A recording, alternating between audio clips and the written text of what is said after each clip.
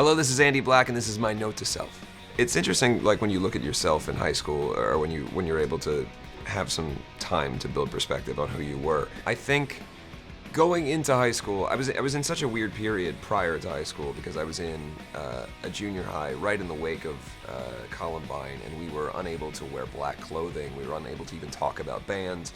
I was told constantly by not only everyone in the school, but the people who were put in the position to kind of make the decisions about what kind of human beings these kids were, that I was a problem child, that I had issues.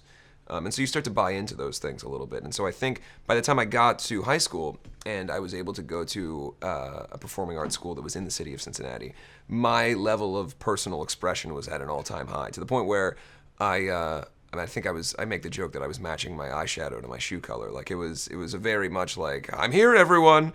And it was very exciting for me because I'd always felt so suppressed, not only in my visual aesthetic, but just in the way that I felt about myself as a person. Having an opportunity to kind of be the big personality that I wanted to be was really exciting for me. So I was able to audition and get into the performing arts school in Cincinnati, and that really opened up a lot of doors for me. And I became someone that I think probably went a little too far, to the degree that I went from being so suppressed as a person to suddenly now I could be this big entity that I wanted to be, to the point where I think I became a little bit of an egomaniac. Like I was obsessed with the idea that I was the guy who was going to be in all the school plays, and I was going to do everything, and I was the craziest looking guy, and started to buy into my own hype as a person.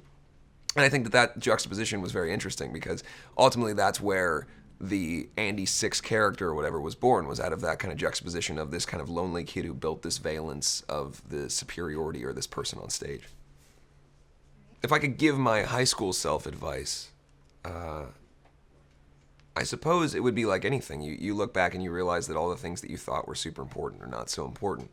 The things that you place so much attention on when you're in high school sometimes are things that as an adult you wind up laughing at. And then in other places, I feel a sense of pride for myself because I took things really seriously at that age. I guess the advice I would give is more to just try to be less of an asshole. Lighten up a little bit. But by the same token, the fact that I was so tenacious led to me being able to sit here in front of this camera and talk to you about what I would say to that high school Andy. So I don't know.